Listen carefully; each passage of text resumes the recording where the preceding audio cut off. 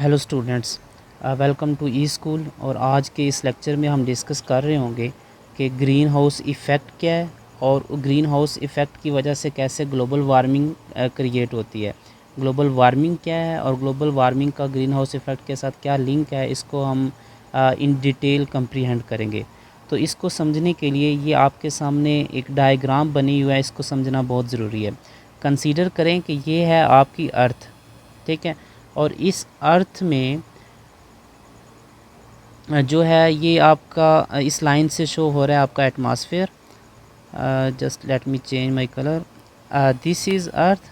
और ये जो लाइन है ये शो कर रही है कि इससे नीचे आपका अर्थ का एटमॉस्फेयर है। एटमॉस्फेयर क्या है कि इसके अंदर मल्टीपल गैसेस होती हैं, एयर भी इसी के अंदर होती है और air itself is the mixture of different gases, ठीक है। अब ये सन है और सन से सनलाइट आ रही है टुवर्ड्स द अर्थ।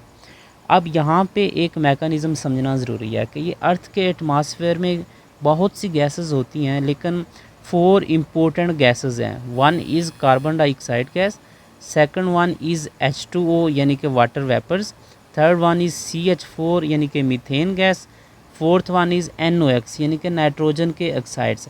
अब ये गैसेस क्या हैं? इन गैसेस को हम कहते हैं ग्रीन हाउस गैसेस। और हम ग्रीन हाउस गैसेस इन्हें क्यों कहते हैं, इसको हम अभी देखते हैं।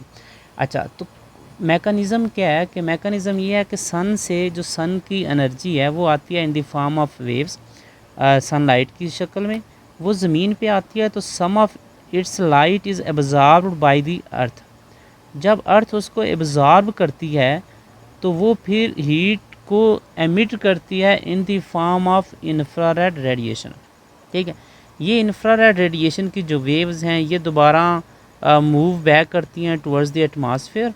और इसमें से अगर तो ये गैसेस एब्सेंट हों, ये गैसेस मौजूद ना हों, ये CO2, H2O, CH4, NOx etcetera, these 4 gases अगर एब्सेंट हैं, मौजूद नहीं हैं, तो ये सारी की सारी इंफ्रारेड रेडिएशन एमिट हो जाएगी थ्रू द एटमॉस्फेयर।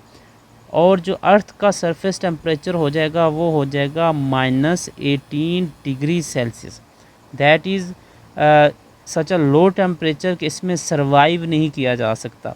लेकिन होता क्या है कि ये जो गैसेस हैं ये इसमें से कुछ इंफ्रारेड रेडिएशंस को एब्जॉर्ब कर लेती हैं इन दी एटमॉस्फेयर। यहीं पे एटमॉस्फेयर के अंदर ही इसको एब्जॉर्ब कर लिया जाता है।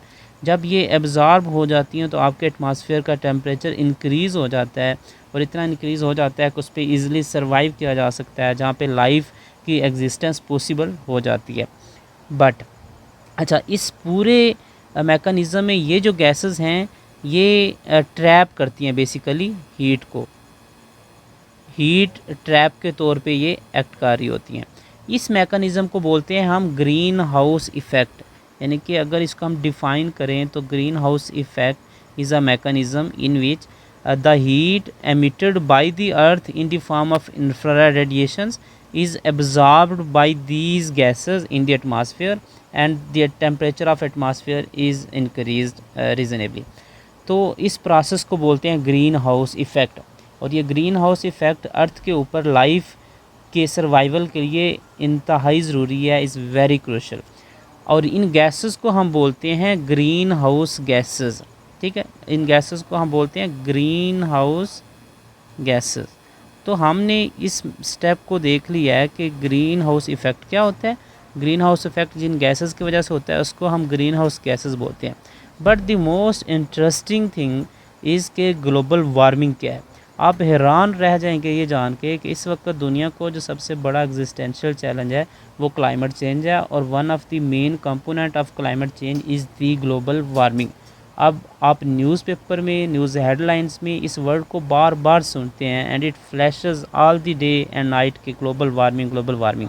फ्लड्स आ रहे हैं, recently the floods have created chaos in many countries. तो ये ग्लोबल वार्मिंग है क्या और ये क्यों होती है, इसको हम समझते हैं।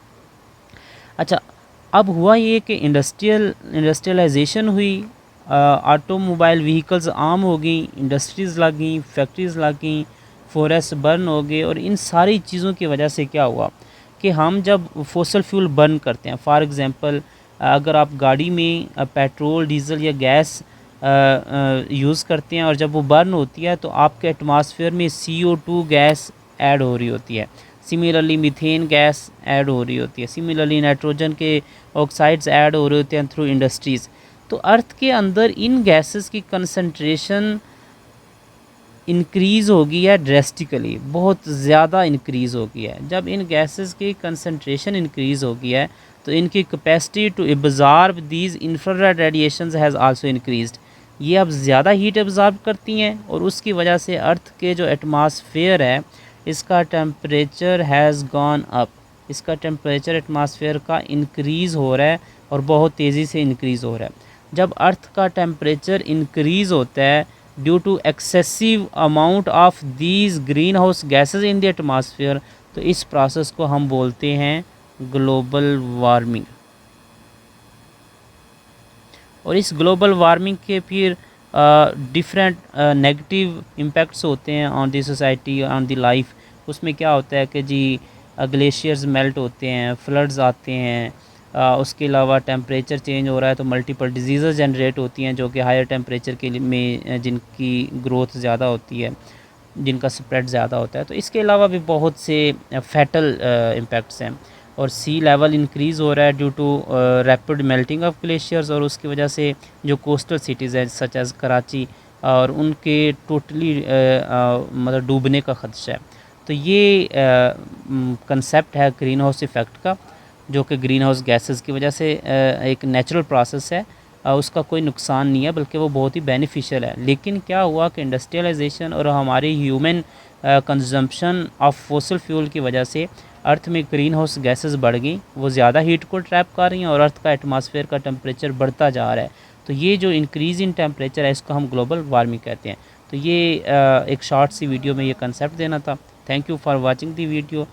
Do like the video, share with your friends, and do not forget to subscribe the channel. Thank you.